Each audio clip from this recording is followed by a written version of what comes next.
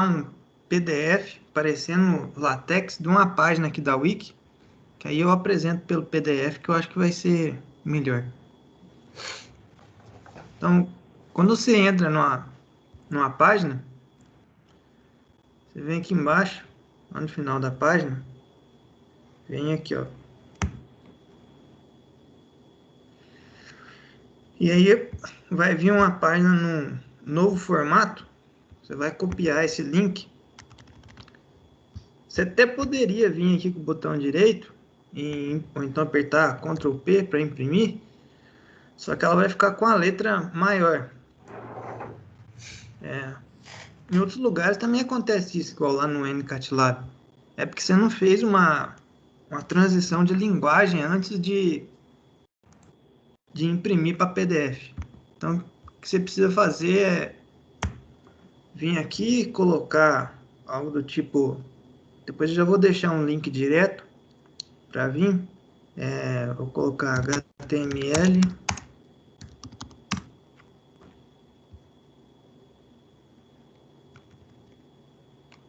Esse aqui que é bom. Aí você vem, ó, converter o URL para PDF. Cola o URL aqui.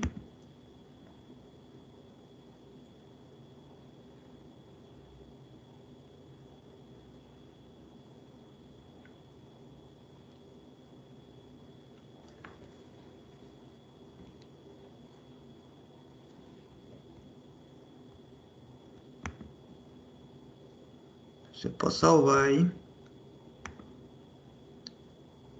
E tá pronto.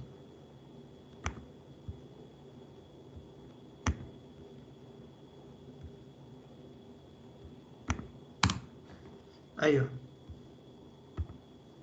Pronto, agora você tem um PDF estilo LaTeX da página da Wiki. Então eu vou apresentar por aqui. Fica melhor se aumentar mais a tela, né? Tá dando para ver assim? Aqui tá de boa. Aqui tá tranquilo. Também. Então tá bom. Tem como aumentar mais? Tô falando que não tem como aumentar mais, então vai assim mesmo. Então tá bom.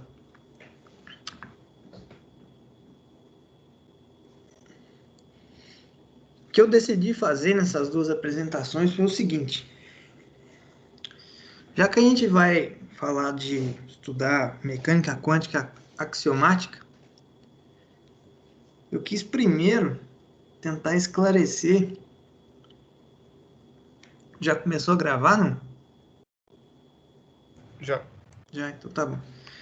Para esclarecer o que vem a ser esse processo de axiomatização, não só da mecânica, né? Da mecânica quântica, mas da física ou de uma outra área da ciência ou uma outra área do conhecimento que seja. E a gente vai entender qual que é o papel da axiomatização da mecânica quântica dentro do contexto da axiomatização da física, já que a mecânica quântica surge como uma área da física. Então, a primeira apresentação, a apresentação de hoje vai ser sobre esses fundamentos da matemática e da física, e a outra vai ser sobre essas abordagens axiomáticas para a mecânica quântica. Aqui também vai ficar claro que o que a gente vai fazer ao longo desse semestre é cobrir apenas uma pequena fatia desse processo de axiomatização da mecânica quântica. Até porque existem várias maneiras de se axiomatizar a mecânica quântica, e para cada uma das maneiras, esse processo depende de algo que a gente vai ver, que é uma interpretação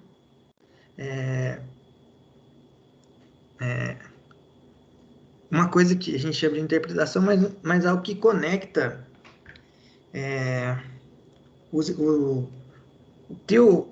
a tua axiomática a linguagem que você está usando para axiomatizar com o que você vai considerar como sendo a realidade.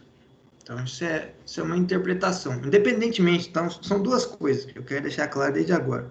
A gente vai falar de mecânica quântica axiomática, mas independentemente da axiomatização, para estudar a mecânica quântica como uma teoria que tenha significado físico, você tem que fixar uma interpretação. Então, são duas variáveis, a axiomatização e a interpretação. A gente vai trabalhar com uma axiomatização e uma interpretação. Existem várias outras coisas que podem ser estudadas. Inclusive, a gente estava pensando em convidar algumas pessoas do grupo, principalmente os que entraram agora, alguns professores e alguns estudantes desses professores, para fazerem uma espécie de um mini curso sobre os fundamentos da mecânica quântica. Não só sobre essa formulação axiomática que a gente vai ver, e não só sobre essa interpretação que a gente vai ver, mas sobre coisas que estão ligadas ao problema de se dizer o que é mecânica quântica por ela mesma. Eu acho que seria algo bastante complementar ao que a gente está vendo aqui. Vai ver ao longo do semestre. Então, vamos lá.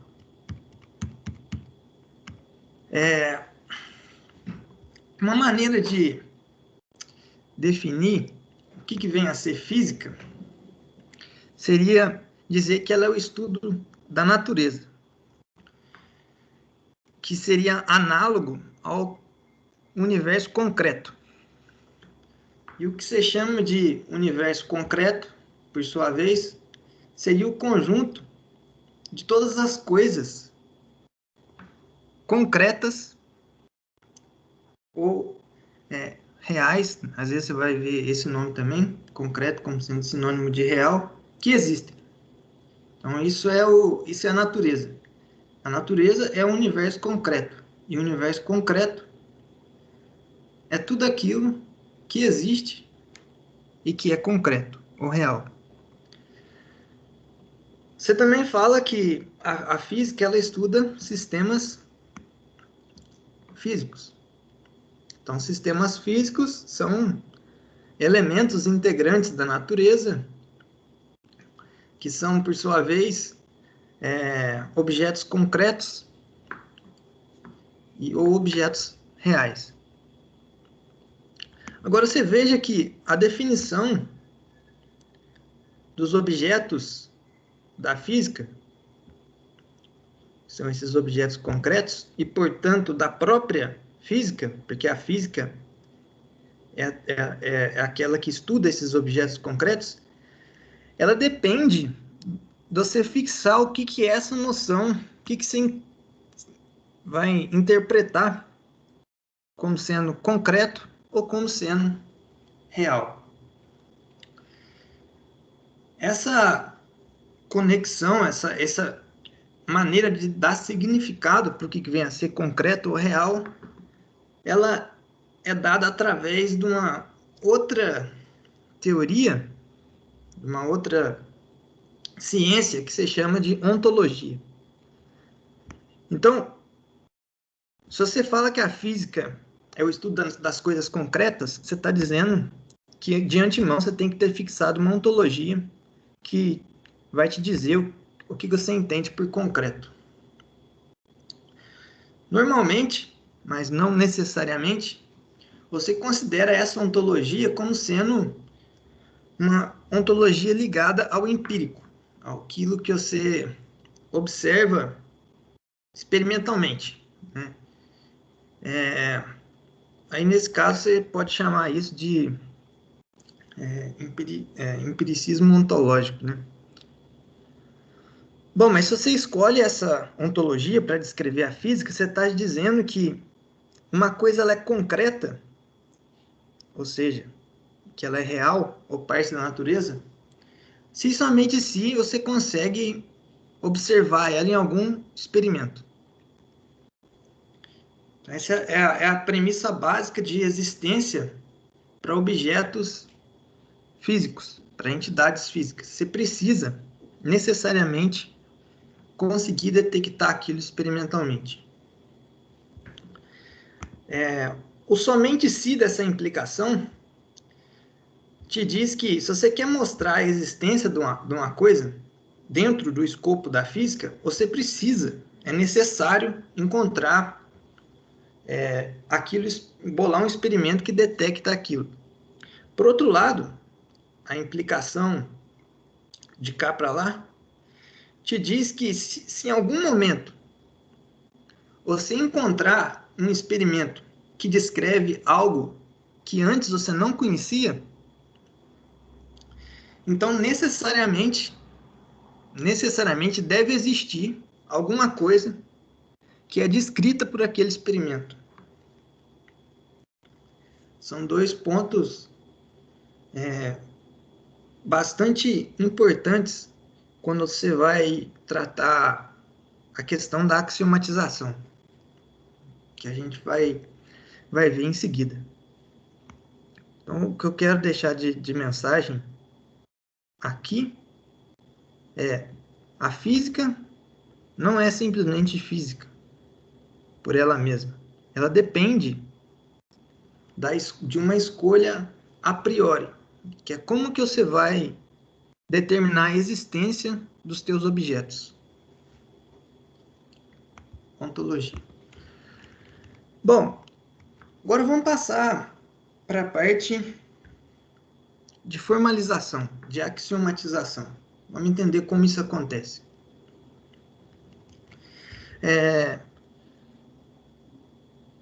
Qualquer que seja a área do conhecimento, especialmente se for uma parte da ciência, você quer descrever coisas que você eventualmente observa em termos de uma linguagem que independe da tua realidade concreta.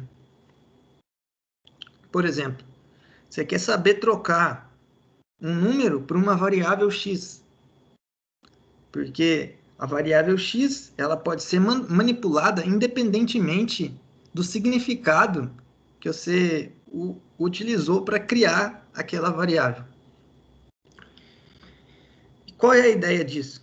A ideia é de que, uma vez feita essa passagem de uma linguagem de coisas concretas para uma linguagem formal, você, em princípio, pode manipular essa linguagem formal para obter conclusões, e essas conclusões podem te dar um norte para novos fenômenos, novas coisas que você pode observar no teu mundo concreto. Então, sempre que você quer procurar inferir coisas a respeito de uma área do conhecimento, você tenta colocar aquela área do conhecimento, descrever aquela área do conhecimento em termos de uma linguagem abstrata, que independa da natureza dos objetos da própria área do conhecimento. Tem que ser uma coisa externa.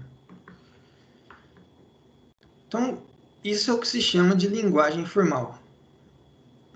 Uma linguagem que independe da natureza de alguma coisa na qual ela está aplicada. Existem vários tipos de linguagens formais. Você está mais interessado, se você quer fazer predições, naquelas que você chama de linguagens formais dedutivas. Uma linguagem formal dedutiva é aquela que admite sistemas dedutivos. O que é um sistema dedutivo? São coleções de axiomas ou verdades que você vai assumir e algumas regras, que a gente chama de regras de inferência, que te dizem como que você pode manipular esses axiomas. E a partir daí, dessas manipulações, desses axiomas, você ganha certas conclusões que se chama de teoremas. Uma linguagem formal dedutiva, ou seja, que existe a possibilidade de você utilizar de axiomas para obter conclusões, ela é chamada de lógica. Então, a gente vai usar essa linguagem, essa nomenclatura daqui para frente. Lógica, ao invés de linguagem formal dedutiva. Agora, alguma outra nomenclatura que você vai acabar encontrando em vários momentos da tua vida e que são, na verdade, a mesma coisa. Se você tem um sistema que pode ser descrito por uma lógica, lembra? Lógica, linguagem formal dedutiva. Você costuma dizer que quando você escolhe a escolha de um desses sistemas dedutivos, né? Ó, se o sistema X, sistema aqui é de uma área externa que você está querendo formalizar, né? E esse sistema dedutivo é algo dentro da tua lógica. Então, se uma coisa que você está querendo formalizar, ela é descrita por uma lógica, isso significa que ela é descrita por algum sistema dedutivo, algum conjunto de axiomas. Então, quando você escolhe um desses conjuntos de axiomas para descrever X, você pode chamar isso de alguma abordagem axiomática para o teu sistema X, né? Então, a escolha de um sistema dedutivo é dizer que você está colocando uma roupagem axiomática em X. Então, você pode falar assim, X é um sistema com uma X é um sistema externo, alguma coisa que é descrito na lógica X com uma roupagem axiomática A. Ou então você pode dizer que o teu sistema X ele é modelado na lógica, na tua linguagem, através dessa roupagem axiomática A. Ou então você pode falar que essa roupagem, esse sistema dedutivo é uma realização do teu sistema concreto X dentro da lógica L. Ou então você pode falar também que esse sistema dedutivo é uma versão de X interna à lógica L. Cada lugar vai usar uma expressão, você vai falar que é modelado, ou você vai falar que é uma versão do teu sistema interno, a lógica, cada um vai usar uma linguagem. A gente vai falar normalmente que é uma roupagem axiomática, ou então que é modelado.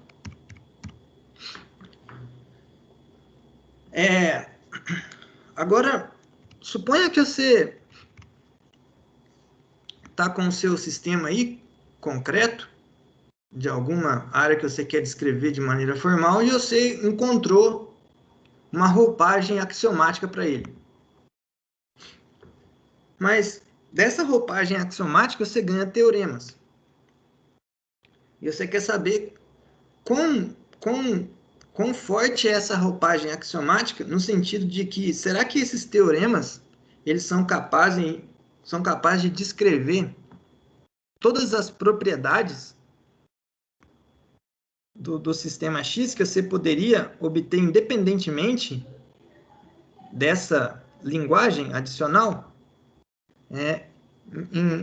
Em termos, dando um exemplo, né?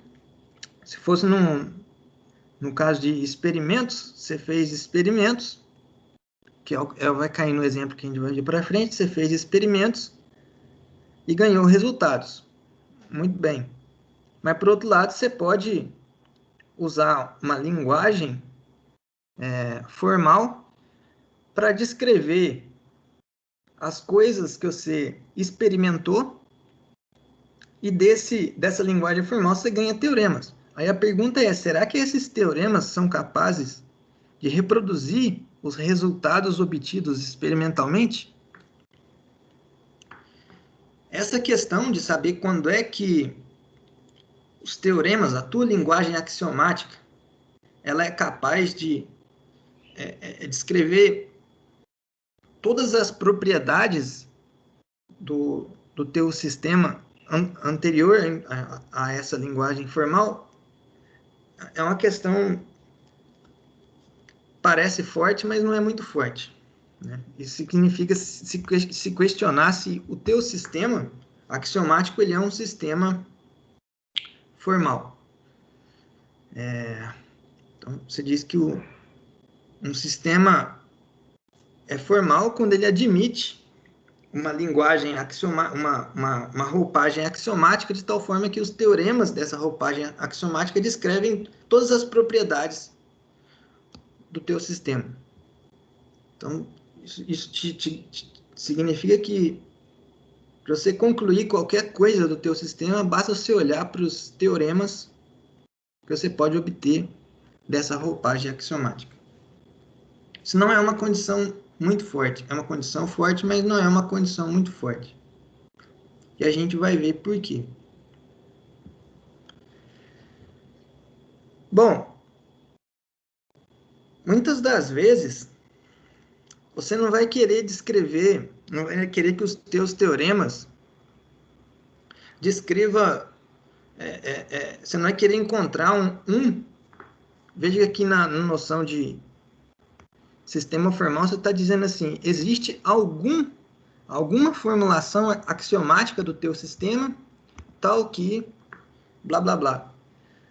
Mas, às vezes, por isso que dizer que é um sistema formal não é muito forte, porque você não está pedindo nenhum tipo de propriedade sobre o teu conjunto de axiomas.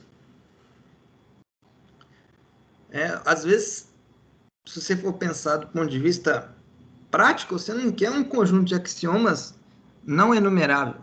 Você quer um conjunto de axiomas pequeno, para que seja fácil de trabalhar. Você pode pedir condições sobre essa roupagem axiomática que define um sistema formal. E aí que a coisa começa a ficar mais complicada. Alguns exemplos de condições que você pode pedir é finitude do conjunto de axiomas, consistência, completude e por aí vai. Eu não vou entrar em detalhes aqui, mas só para dizer que normalmente você não trabalha com sistemas axiomáticos quaisquer. Você quer sistemas axiomáticos satisfazendo boas propriedades. E quando você pede isso, aí esses sistemas axiomáticos podem não existir.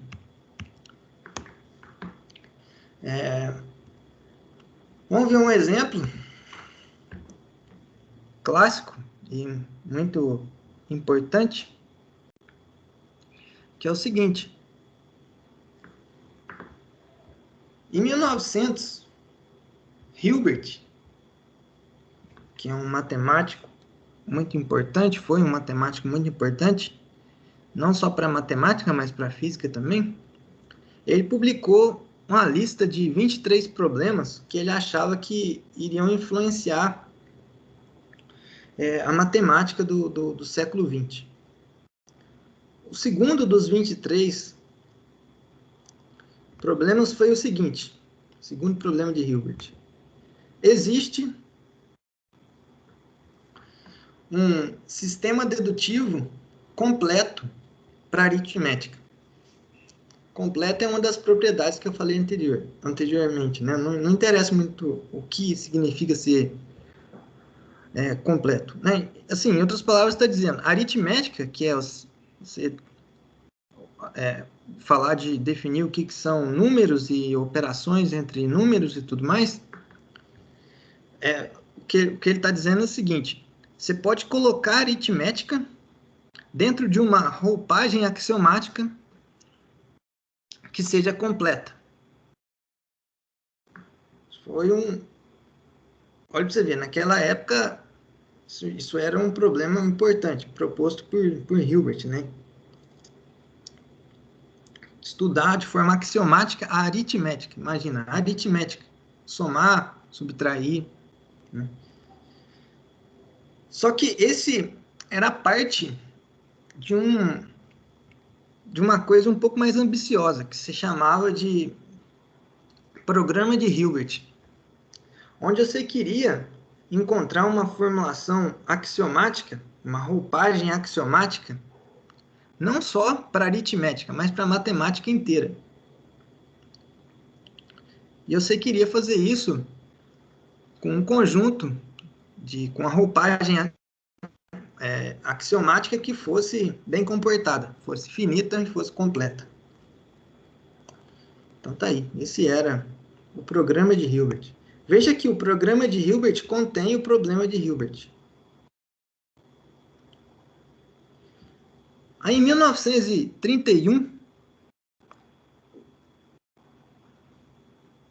como que pronuncia isso aqui? Gödel? Falo Gödel. Como é que é, não? Gödel. Gödel. Ele mostrou que esse segundo problema aqui é falso. Você não consegue colocar aritmética numa base axiomática que seja completa. Então veja que coisa esquisita, né? Mesmo a aritmética, que parece ser uma coisa bastante simples, você não consegue colocar ela numa formulação axiomática. É claro que você tem formulações axiomáticas para aritmética. A questão é, essa aqui é uma formulação axiomática completa. Em outras palavras, é claro que a aritmética é um sistema formal, mas ela não é necessariamente, na verdade não é, né? Foi o que o Gödel mostrou, que ela não é um sistema formal completo. Em particular, se o segundo problema de Hilbert não é verdadeiro, então o programa de Hilbert também é impossível de ser completado com essa generalidade. Mas aí as pessoas ainda estudam versões do programa de Hilbert com menor generalidade. Agora vamos, já que a gente falou do problema de axiomatização da matemática, por que não olhar para o problema de axiomatização da física?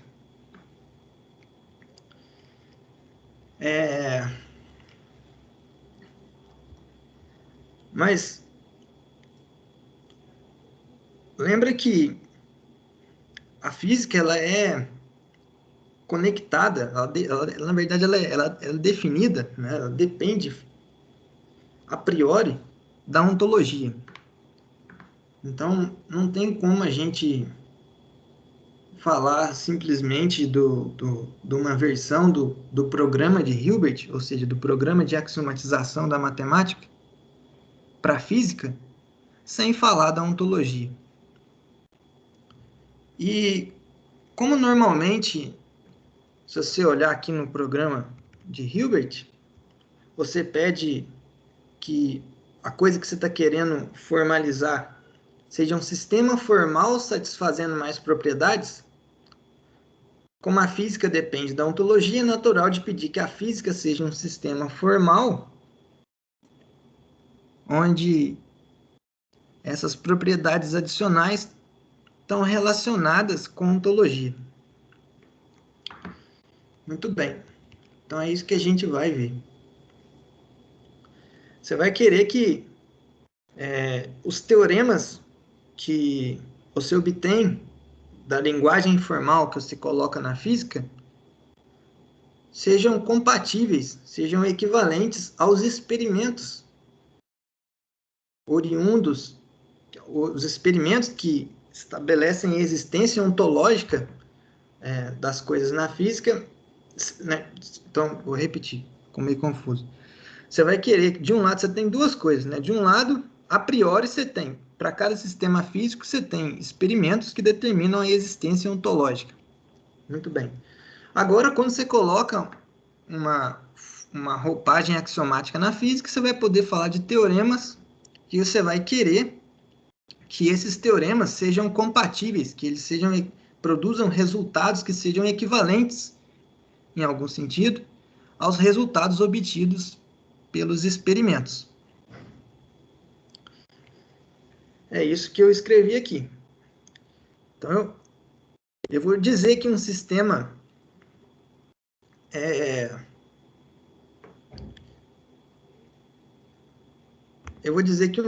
da física, ele é uma linguagem, ele é um sistema formal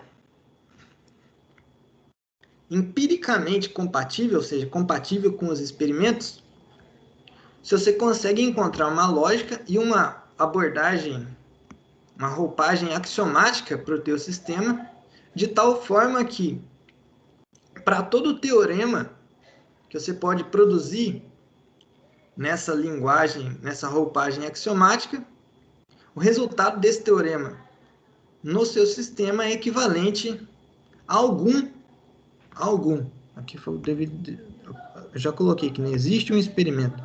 Então, é equivalente a algum experimento. Então, se você obtém um teorema, tem que existir um experimento que realiza aquele teorema de forma concreta. Isso significa ser compatível com com o lado empírico. Compatível, né? Agora, se você olhar isso que eu acabei de falar, para cada teorema, existe um experimento tal que o resultado do teorema é equivalente ao resultado do experimento. Isso é essa condição aqui. Para eu poder garantir a existência de alguma coisa, eu preciso medir aquilo experimentalmente. Então, a condição de compatibilidade que eu acabei de falar ali embaixo, ela só leva em consideração esse pedaço da existência ontológica. Se eu quero levar em consideração a ontologia como um todo, eu preciso também eu também preciso pedir isso aqui. Isso aqui significa o quê? Que dado o teu sistema axiomático, né, tua formulação, tua roupagem axiomática, se você encontrou um experimento novo, existe um teorema cujo resultado desse teorema corresponde ao experimento novo. É o contrário, né? Vamos dizer assim, dado um teorema, existe um experimento. Agora, dado um experimento, existe um teorema. Veja que o que eu estou dizendo é, se em algum momento eu descobri um experimento novo, então essa descoberta nova tem que ser descrita pelo teu sistema axiomático. Se antes eu tinha uma condição de compatibilidade, os teoremas são compatíveis com os experimentos, agora eu estou pedindo uma condição de estabilidade com respeito à descoberta de novos experimentos. Que é o que eu coloquei aqui. Você diz que o teu sistema físico é um sistema formal empiricamente estável se existe uma lógica e uma abordagem axiomática de tal forma que para todo experimento eu consigo encontrar um teorema que os resultados são equivalentes. Então, são as duas condições que eu preciso para tentar formalizar essa ideia de axiomatização da física. E agora a gente pode falar o que seria o análogo do programa de Hilbert, que é o programa de axiomatização da física. A física admite uma roupagem axiomática em alguma lógica que é ao mesmo tempo compatível empiricamente e estável empiricamente. Empiricamente compatível e empiricamente estável. Em outras palavras, eu estou dizendo que esse programa de axiomatização da física é sobre encontrar uma lógica que modela a física de tal maneira que teoremas são a mesma coisa que experimentos. Em outras palavras, ou de forma mais precisa, dado um sistema físico, existe uma lógica, que é a mesma lógica para todos os sistemas físicos, e tal que, quando eu olho para um sistema físico X, dá um teorema associado a essa lógica vista no sistema X, é a mesma coisa que dá um experimento para o próprio sistema X. Então, existe uma correspondência completa entre teoremas e experimentos.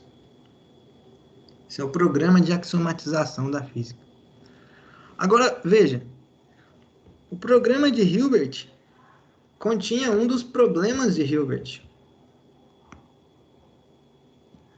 Agora, esse programa de axiomatização da física também contém um dos 23 problemas de Hilbert, que é o sexto problema de Hilbert, que é a mesma coisa que isso aqui, só que olhando para os sistemas físicos, restringindo aos sistemas físicos que eram conhecidos em 1900. Veja que isso já deixa claro que Hilbert não pensava no programa de axiomatização da física assim. Por que ele não pensava? Porque muita física nova foi descoberta depois que ele propôs o sexto problema de Hilbert. Veja, isso foi em 1900. A mecânica quântica foi na primeira década de 1900. A relatividade também. Então, o que Hilbert tinha em mente aqui era encontrar uma roupagem axiomática para sistemas da mecânica estatística. Era isso que ele estava preocupado na época. Mas por que ele estava preocupado com isso na época? Porque era essa a física que existia na época. Agora, se você extrapola esse princípio para os dias de hoje, e não só para os dias de hoje, tendo em mente que, assim como aconteceu com Hilbert, a física de hoje, a física de ontem do Hilbert não é a física de hoje, a física de hoje muito provavelmente não vai ser a física de amanhã, é melhor adicionar essas condições aqui de ser, principalmente essa, né? Ser empiricamente estável. Ou seja, isso aqui é um conjunto de axiomas que independam de quanto tempo passou desde que você propôs esses axiomas, eles continuam sendo válidos, independentemente se nova física foi descoberta ou não.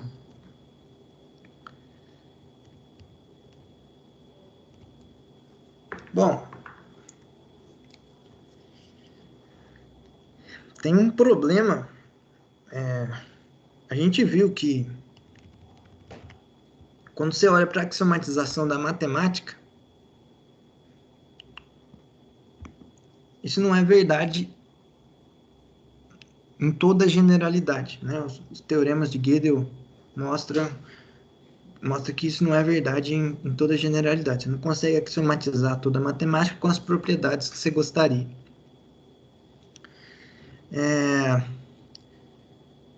Então você tem problemas de... Você mostrou que, apesar de ser algo um pouco difícil, né? Assim, demorou um tempo para se conseguir fazer, você mostrou que isso aqui não era verdadeiro.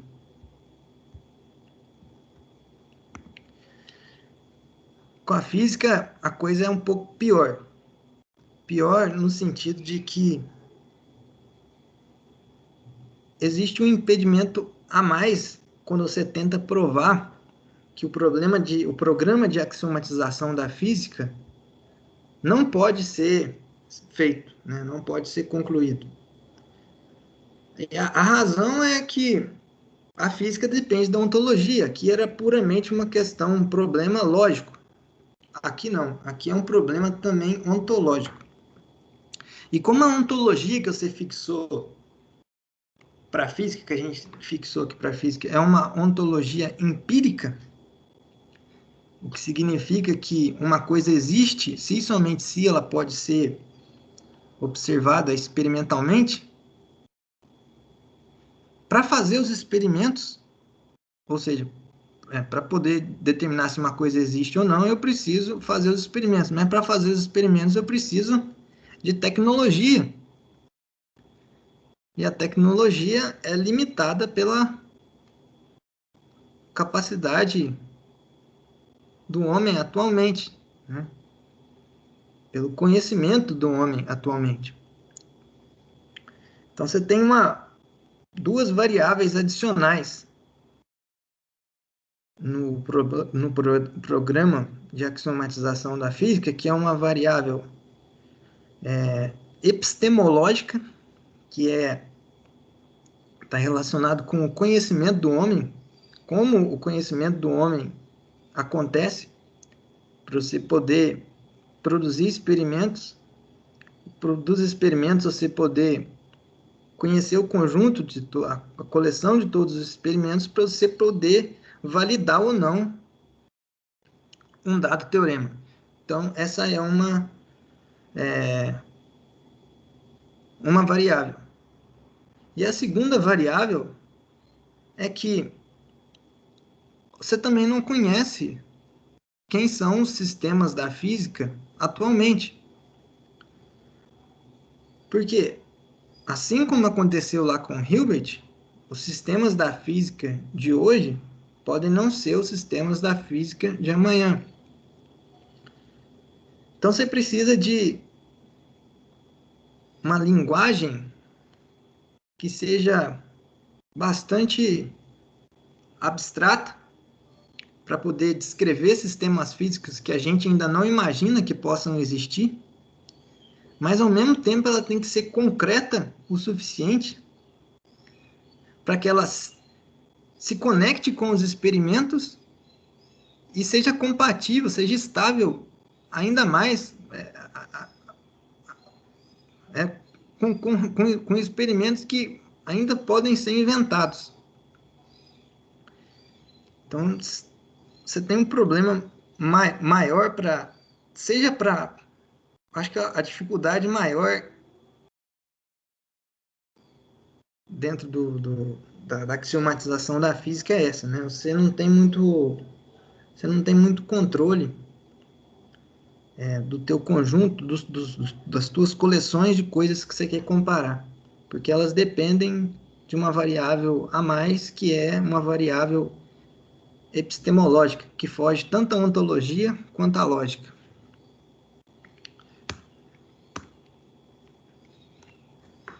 Muito bem, mas isso não é de todo ruim, não. Apesar de ser algo que dificulta você atacar o problema, a axiomatização da física, seja tentando solucionar o problema, ou seja, o programa, ou seja, tentando refutar o programa, essa dependência epistemológica ela pode te dar algum insight, algum feeling sobre o comportamento desse programa como um todo. Então, é isso que eu vou falar agora, que são das quebras ontológicas. Antes de começar a falar das quebras ontológicas, deixa eu dizer que essa expressão quebra ontológica ela não é muito usual na física, não. Ela é mais usual na psicologia. Então, eu estou usando quebra ontológica aqui porque eu acho que é uma expressão que diz bem o que eu estou tentando comunicar. mas se você pesquisar no Google quebra ontológica, as primeiras coisas que vão aparecer estão ligadas à psicologia, que é quando a pessoa, quebra ontológica é quando a pessoa perde a conexão com a própria existência dela e começa a achar, por exemplo, que ela não é ela mesma. Algo desse tipo. Muito bem. Então, voltemos ao programa de axiomatização da física. A gente viu que ele depende fortemente de uma variável epistemológica, que está ligada a como o ser humano aprende e, por sua vez, como o ser humano desenvolve novas tecnologias.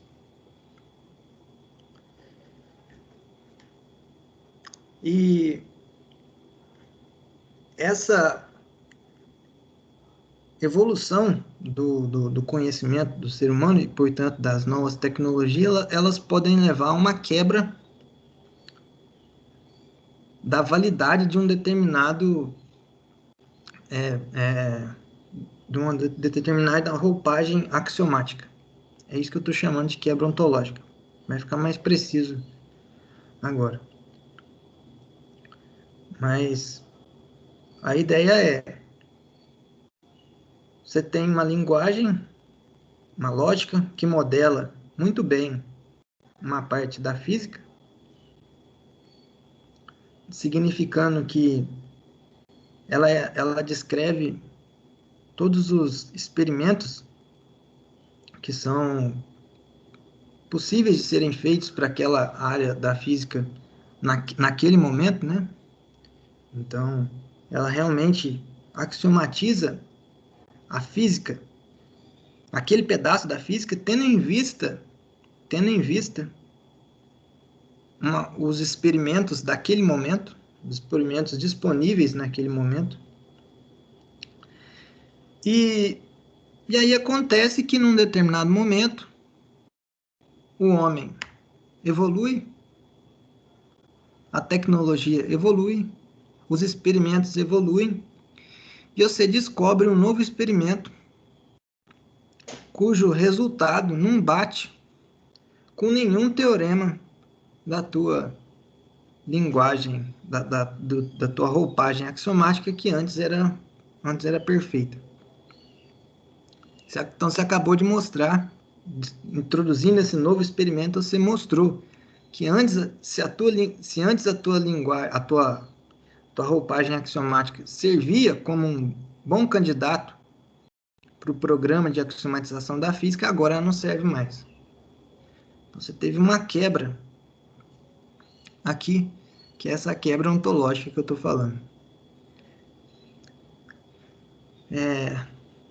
Então, eu acho que isso é bastante natural, né? Você tem a física, você modela bem a física, uma parte da física com axiomas, com a matemática, e isso funciona muito bem, bate com todos os experimentos, mas dali a pouco, o povo da área experimental descobre uma coisa nova lá e você fala, fudeu, né?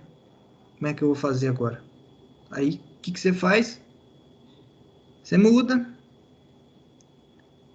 a tua linguagem, a tua roupagem axiomática para se adequar aos experimentos. E por que você faz isso? Porque quem determina a existência na física é a parte ontológica. Então é isso. Isso eu resumi basicamente o que está escrito aqui. Só para ficar um pouco mais formal, vamos lá. Pega um sistema físico que eu estou chamando de X, e dentro do conjunto de todos os experimentos que existem, veja só, experimentos existem independentemente do conhecimento humano capaz de realizar aqueles experimentos. Então, isso também é uma uma hipótese epistemológica, mas aí não vai entrar nisso. Mas dentro de todos os experimentos que existem, eu vou denotar por E0 o conjunto, coleção daqueles experimentos que o homem é capaz de fazer em um determinado momento da história. Digamos, agora. E eu vou denotar por E0 de x aqueles experimentos que podem ser realizados no teu sistema físico X. Beleza. Agora, suponha que você encontrou uma lógica e um sistema dedutivo, de tal forma que esse A pode ser visto como uma roupagem axiomática para o teu sistema X. E aí, olha só, suponha que T de x aqui é a coleção de todos os teoremas. Suponha que todos os teoremas que você pode fazer para x, usando essa roupagem aqui, eles são equivalentes aos resultados experimentais dos experimentos de hoje. Lembra que E0 é os experimentos de hoje. Em outras palavras, você está dizendo que nos dias de hoje, né, desde que você olhe só para aquilo que já foi testado, essa linguagem realiza muito bem o programa de axiomatização da física, pelo menos restrita a essa classe de sistemas. Que é aquilo que eu tinha falado. Você tem lá uma parte da física que você descreve matematicamente e que ela casa muito bem com os experimentos. Isso que eu estou dizendo. Os experimentos de hoje. Mas em amanhã, né? Suponha que amanhã, com o avanço da tecnologia, você descobriu novos experimentos. E novos experimentos significa que eles não estão nos experimentos antigos, os experimentos de ontem, ou seja, de hoje, né? E suponha que o resultado desse experimento, desse experimento novo, ele não é equivalente aos teoremas daqui. Bom, mas isso mostrou que esse candidato natural, que era o A, para o programa de axiomatização da física, ele não serve mais. Justamente porque se encontrou um experimento que não casa com os teoremas. Então, essa quebra aqui, que é a quebra ontológica. Mas nem por isso se abandona, né? Por que essas quebras ontológicas elas são importantes? Não é porque elas existem que você vai abandonar a linguagem A. Não. A quebra ontológica serve justamente para dizer o seguinte: existe um pedaço da física que é axiomatizado muito bem por essa linguagem. Mas eu não posso aumentar um pouquinho. Porque se eu aumento um pouquinho, eu estou fora do escopo dos experimentos. Em outras palavras, essas quebras ontológicas, elas te dão como se fosse bounds, né? Cotas de até onde que você pode ir na física com uma determinada axiomatização. E, bom, para mim isso é muito interessante porque essas cotas elas são dadas pelos experimentos, né? Então, não sei, eu tenho um pensamento mais voltado para a lógica do que para ontologia.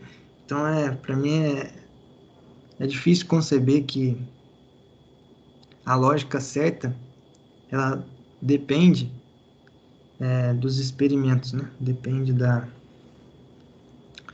ontologia. Mas, beleza.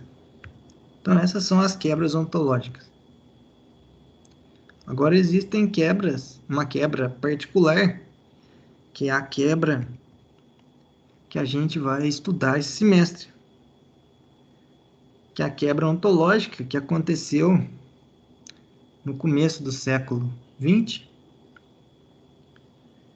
que foi dada por uma série de experimentos que todo mundo que já fez lá um curso de física, não sei qual que é o nome aí na UFMG, física 4, física moderna, introdução à mecânica quântica, introdução à física de estados sólidos, sei lá, alguma coisa assim. Mas que você vê esses experimentos lá, né? Começa a ver esses rudimentos na mecânica quântica. Você teve uma série de experimentos que criaram uma quebra ontológica para a formalização axiomática que vinha sendo usada na física até então. É a formalização axiomática que aquela formalização axiomática anterior a isso é que se referia o sexto problema de Hilbert. Então, Hilbert estava pensando assim, vamos tentar botar numa linguagem axiomática toda a física, mas toda a física para ele era a física que existia naquele momento. Pouco tempo depois, você tem uma quebra ontológica. Isso significa que antes mesmo do Hilbert procurar por essa linguagem, ela não existe da maneira como ele se propôs. Ela existe restrita à classe de pode existir, né, restrita à classe de sistemas daquela época, ou seja, mecânica estatística, basicamente. Então, esses experimentos iniciais e experimentos posteriores, né, mostraram que a física clássica, ou seja, existe uma parte da física bem delimitada que pode ser axiomatizada, que é a mecânica clássica. E esses experimentos, essa quebra ontológica, ditaram justamente esse limite. Aonde é que para a física clássica? Essa é a quebra ontológica. E o que vem depois? O que vem depois é você tentar introduzir uma nova roupagem axiomática para incluir esses experimentos novos.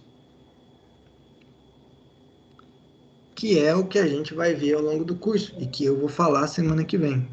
Falar um pouco da mecânica clássica.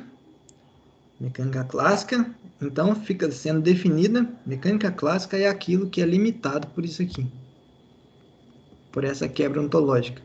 Você tem uma formulação axiomática para a mecânica clássica, e a gente vai procurar uma formulação axiomática para aquilo que não está na mecânica clássica, para as coisas que são preditas por esses experimentos aqui. Beleza. E só para finalizar, aqui tá, nessa tabelinha aqui, tá mais ou menos algumas coisas que o pessoal que entrou no grupo agora, que eu tinha falado lá no possível mini curso, né, que eles falariam. A gente não vai ver o que significa essa propriedade da mecânica quântica, que é a não localidade. A gente não vai ver isso com muitos detalhes. Isso está ligado com a existência do emaranhamento quântico, com a decoerência quântica. E a gente também não vai ver muito essa questão de que na mecânica quântica você não tem uma escolha natural de interpretação, né?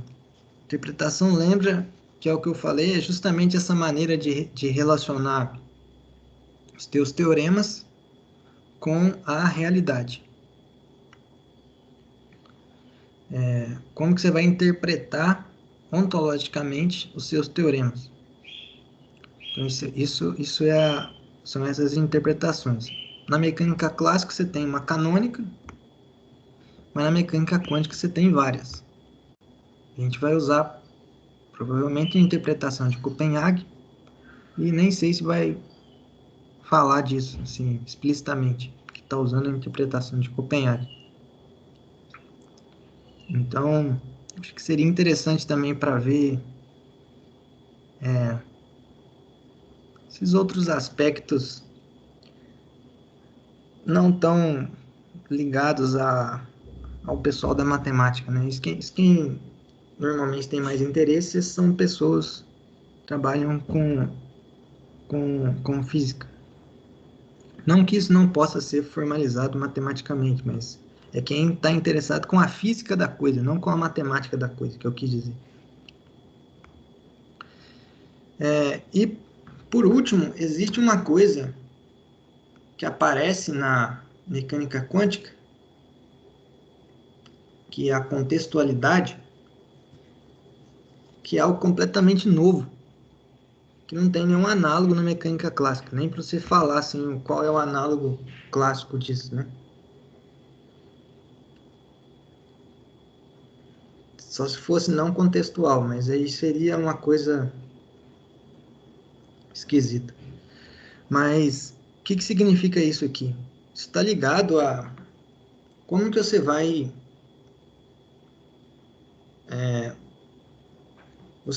na mecânica quântica, você mede, você pode medir coisas e você pode se perguntar se você pode medir coisas ao mesmo tempo. Na mecânica clássica, você pode medir quantas coisas ao mesmo tempo que você quiser. Você não tem restrição. Mas na mecânica quântica, mesmo que você não queira medir coisas simultaneamente, você acaba medindo.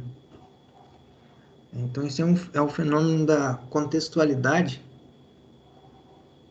E muito, né, bom, eu não sei falar muito detalhe disso, mas parece que é uma coisa muito profunda, assim, do ponto de vista da mecânica quântica, assim, da física do processo. E eu acho que tem até um aluno de doutorado do professor lá, o Terra Cunha, que ele está estudando justamente essa questão da contextualidade. Eu acho que seria bastante interessante eles falarem dessas interpretações diferentes, falar questão de coerência e tudo mais, que a gente não vai ver no curso, né? Bom, mas eu acho que é isso aí. Valeu.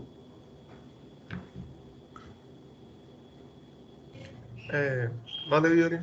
Você acha que a gente pode gravar essa hora? Ou a gente grava a discussão? Não, você que manda. Tô perguntando. É pra galera mesmo. A pergunta. Eu tenho uma pergunta sobre a palestra.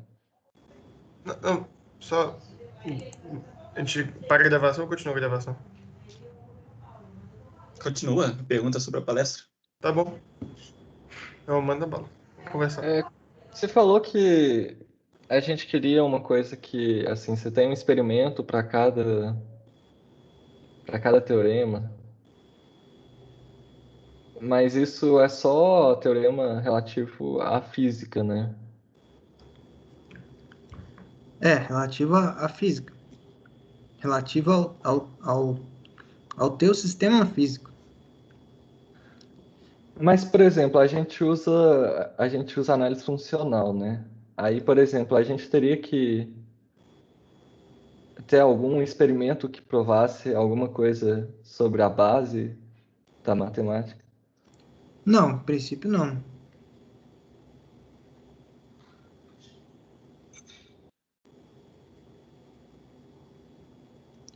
Não, o que você precisa é... Você pega... Vamos colocar de forma bastante concreta, né? Você está falando de sistemas físicos. A gente vai ver os sistemas da mecânica quântica. O que é um Aham. sistema da mecânica quântica? Existem várias maneiras de se axiomatizar o que vem a ser um sistema da mecânica quântica. A gente vai axiomatizar usando a perspectiva geométrica com evolução temporal na perspectiva de Schrödinger. Você tem outras maneiras de se descrever isso. Então, seguindo essa abordagem axiomática na perspectiva de Schrödinger, um sistema da mecânica quântica é, primeiro, um espaço de Hilbert separável. Você pode pensar como sendo, vamos falar aqui agora, um espaço vetorial, que os vetores desse espaço vetorial se chama de estados. Muito bem. E esse espaço vetorial ele vem com um produto interno. Ótimo. Então, primeiro axioma. Os estados do seu sistema são vetores de um espaço de Hilbert H. Só que você poderia reescrever isso assim. Definição. Um sistema da mecânica quântica é dado por um espaço de Hilbert, chamado de espaço de estados, entendeu? Uhum. Então, na física fala de um jeito, na matemática vai falar de outro, mas no fundo é a mesma coisa. Beleza. Aí, segunda coisa. Segundo axioma um sistema da mecânica quântica é dado por isso e é dado por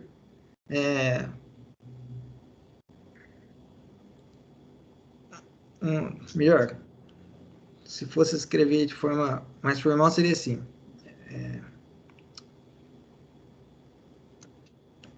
Peraí, estou pensando como falar. Definição. Antes dos axiomas. Definição. Os espaços... Não, você poderia continuar na frente assim. Então, a gente está falando assim, um sistema da mecânica quântica é formado por um espaço de Hilbert separado. Beleza. Aí você vai colocar assim entre parênteses assim, ó.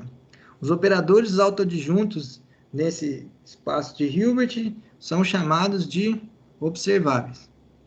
Aí, segundo, é dado por um observável distinguido, ou seja, um observável preferido, H, você vai também usou 2H, né? Mas o H é diferente, viu?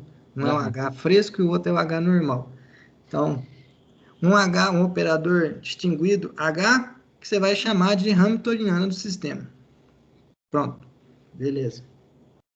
Aí depois tem os...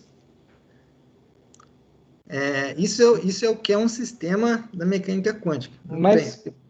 você não precisaria estar embasando o fundamento matemático por trás disso em experimento?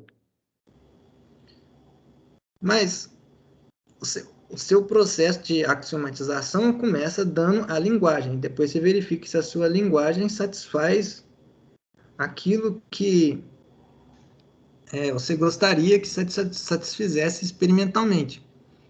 Se não satisfaz, você corrige a tua linguagem. E assim vai indo.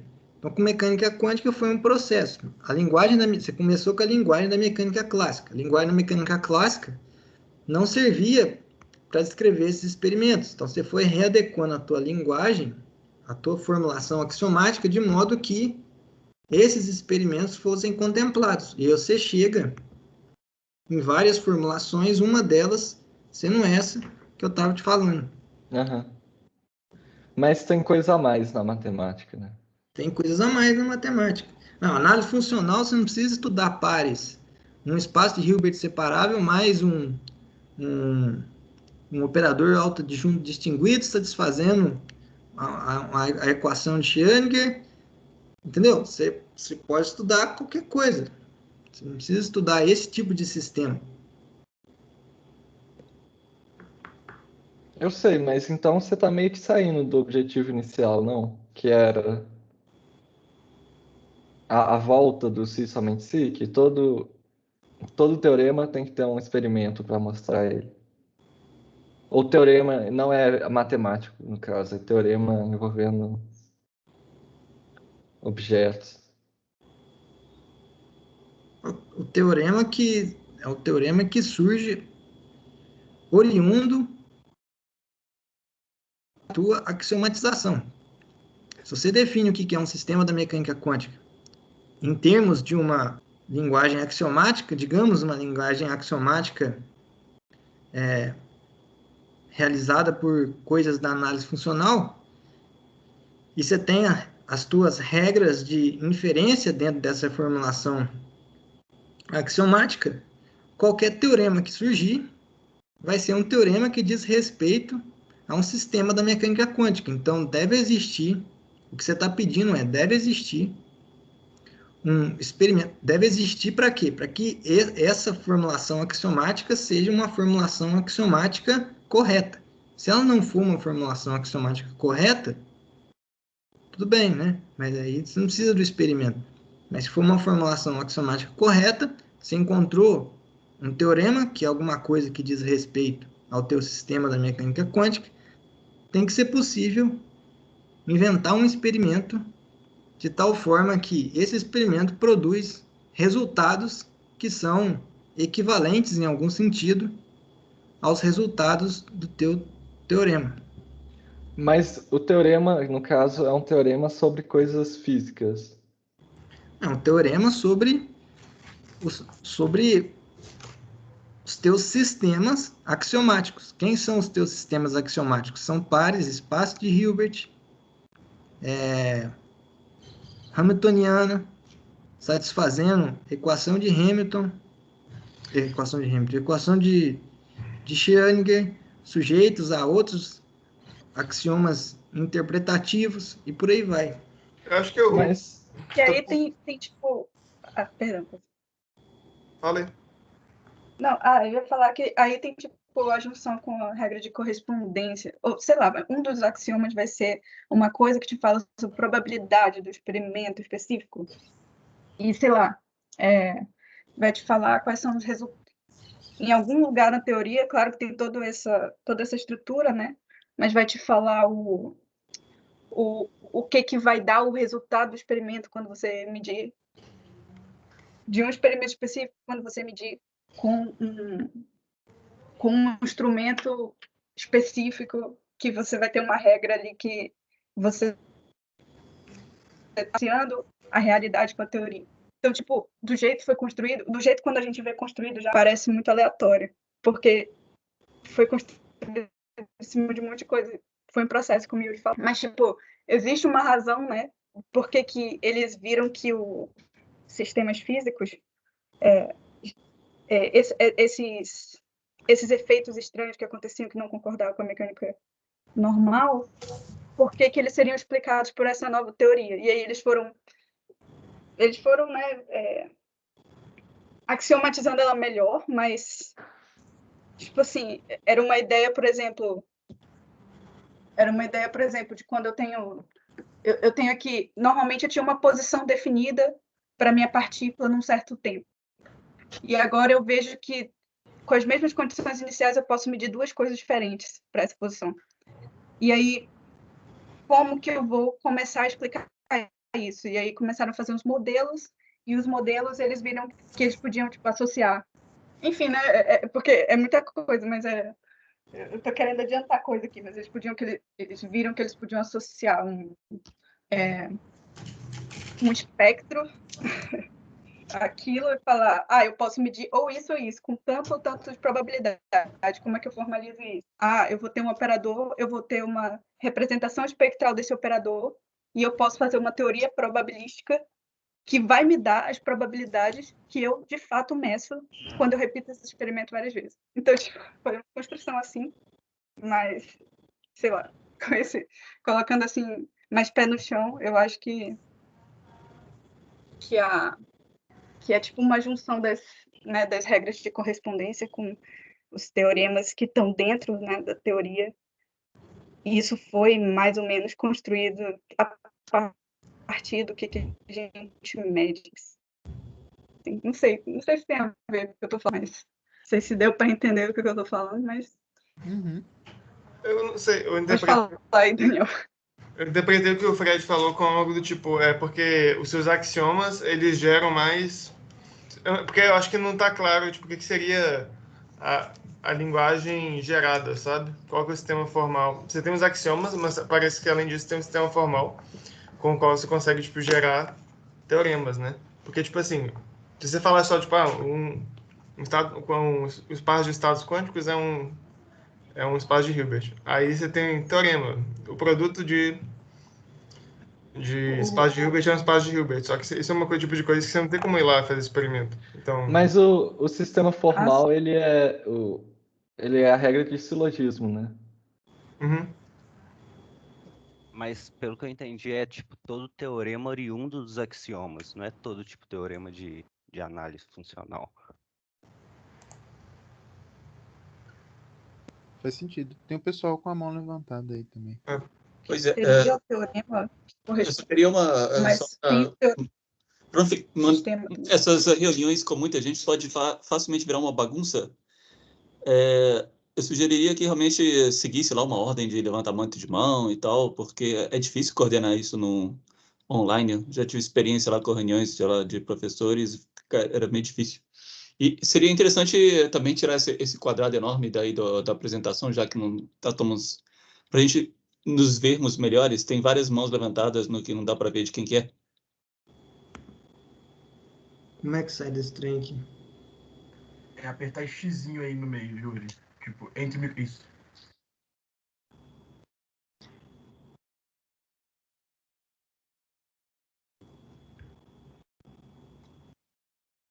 Falei, Douglas. Só para terminar, você entende bem que o Frederico queria perguntar era se matemática podia ser fisicalizada. Cada teorema da matemática você poderia transformar ele num experimento físico. Era isso ou foi outra coisa que você perguntou? É mais ou menos isso, porque você meio que falou que você precisa de ter um experimento físico para tudo que você assume como verdade. Então, você teria que ter um experimento físico para a linguagem subjacente. Eu não entendi muito bem. Não, o experimento que você tem que ter é para comprovar um teorema sobre o sistema físico que você axiomatizou, não sobre a matemática subjacente. Existe uma diferença entre sintaxe e semântica. Você está provando, digamos, um resultado para a semântica. Seria a semântica que realiza o teu sistema físico, não para a linguagem em si. Então, não ficou muito claro qual que, assim, você vai ter alguma variável, algum tipo de variável que é específica ao mundo real, e aí isso que você precisa de uma comprovação Eu posso experimental? dizer o que eu entendi sobre isso?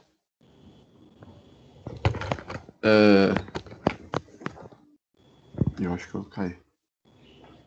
Não, estamos ouvindo. Ah, estão ouvindo? Ok. Pelo que eu entendi do que ele estava falando, você precisa ter uma prova para a situação, mas a ferramenta que você usa, a ferramenta matemática que você usa para chegar naquele resultado da situação, não necessariamente tem que ter uma prova física para isso. Né? Você não precisa ter um experimento para a ferramenta, só para a situação em si mesmo. Pelo menos isso que eu entendi. Vamos supor que você faz um punhado de conta lá em teoria quântica de campos, aí você descobre lá que, de forma teórica, o espalhamento, não sei o que lá, não sei o que lá, não sei o que lá, tem que acontecer lá com probabilidade tal. Tá bom, agora encontre um experimento que realiza esse resultado experimentalmente. É isso que eu estou querendo dizer.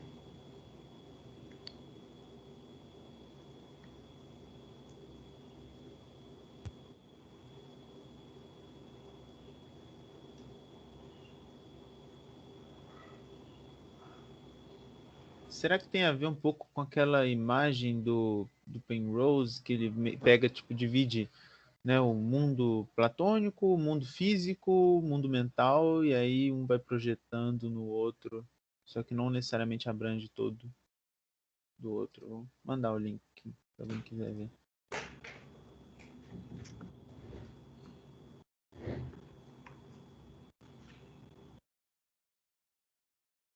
Dá pra exportar a imagem inteira, legal.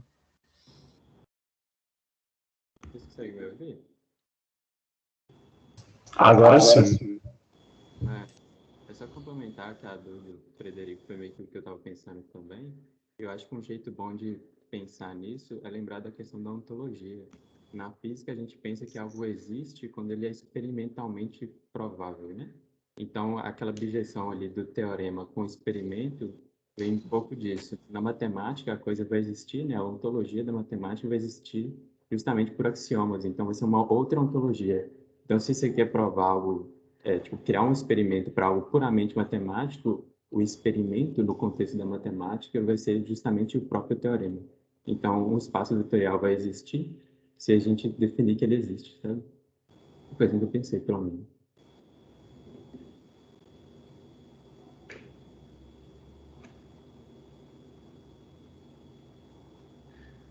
Então, é isso que eu não entendi muito bem. Eu achei que você estava falando que você tem um sistema axiomático e aí você tem a modelagem dele. O modelo seria o mundo real, se eu entendi bem. E aí você precisa de... Só uma sugestão, eu acho que essa discussão não vai sair muito do lugar, do jeito que tá. Eu acho que seria melhor parar de gravar e, não sei, começar a continuar discutindo depois. Quem quiser ficar aí, papeia.